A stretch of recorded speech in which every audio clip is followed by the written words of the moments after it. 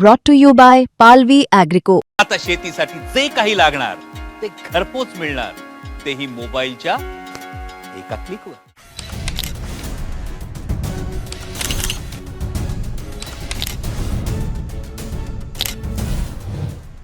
हार्दिक पांड्या विरोधात आतापर्यंतचा सर्वात गंभीर आरोप.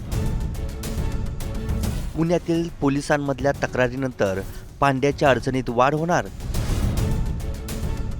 न्यूझीलंडला पराभूत करून भारतानं सलग दुसऱ्यांदा T20 विश्वचषकावर आपलं नाव कोरलं. विजयानंतर भारतीय खेळाडूंनी जोरदार सेलिब्रेशन केलं.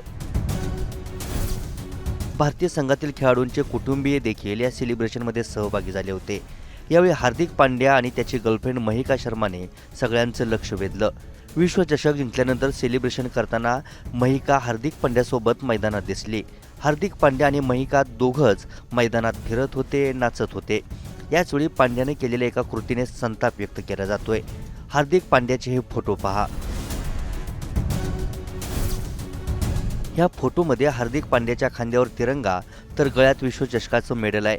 मैदानातील बक्षीस वितरणासाठी उभारण्यात आलेल्या स्टेजवरच हार्दिक महिकासोबत खांद्यावर तिरंगा घेऊनच झोपल्याचं दिसतंय. हार्दिक आणि महिकाच्या याच कृत्यावरून सोशल मीडियावर चांगलाच संताप व्यक्त केला जातोय. पुण्यातील वकील वाजिद खान यांनी तर थेट पुणे पोलिसांमध्ये तक्रारच दाखल केली. T20 विश्वचषक अंतिम सामन्यानंतर तिरंग्याचा अवमान केल्याचा आरोप करत शिवाजीनगर पोलिसांकडे तक्रार दाखल करत पांड्यावर कारवाईची मागणी केली आहे. हार्दिक पांड्या व महिका शर्मा यांच्याकडून राष्ट्रीय जे ध्वज आहे त्याचा अवमान केला गेलेला आहे. नुकतीच T20 वर्ल्ड कप जो जशन चालू होतं, या जशनमध्ये हार्दिक पांड्या असं टपोरीसारखं जो नॅशनल फ्लॅग आहे तो बांधतो. तिच्या गर्लफ्रेंड सोबत खांद्यावर हात ठेवून हसत खेळत एका कोपऱ्यात जातो, गर्लफ्रेंडच्या बाजूला झोपतो आणि विशेष म्हणजे तो स्वतः नॅशनल फ्लॅगवर झोपलेला आहे. रोमॅन्टिक गप्पा हसणं तिचं त्याच्या गर्लफ्रेंड सोबत चालू आहे आणि ही बाब नॅशनल जो फ्लॅग आहे त्याचा अवमान करणारी आहे. तो सिद्ध झाल्यास हार्दिक पांड्याला जी आहे FIR ला सामोरे जावं लागेल आणि पुढील अवमानची प्रोसिडिंग आहे त्यालाही सामोरे जावं लागेल. तर पोलिसांनी कशा प्रकारे प्रतिसाद दिला आपल्याला? काही फोन वगैरे कोणाला लावला होता?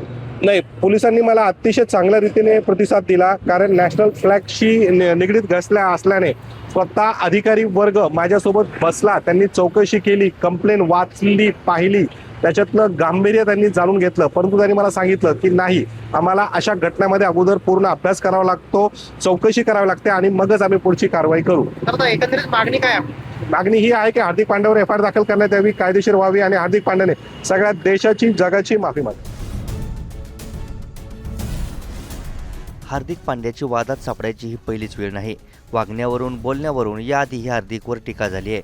पण यावेळी थेट तिरंग्याचा अवमान केल्याच्या आरोपांवरून थेट पोलिसात तक्रारी दाखल झाल्यात. त्यामुळे हार्दिक पांड्यावर कारवाई होणार का, याकडे सगळ्यांचं लक्ष असेल. पुण्याहून आदित्य भवारसह ब्युरो रिपोर्ट, मुंबई तक.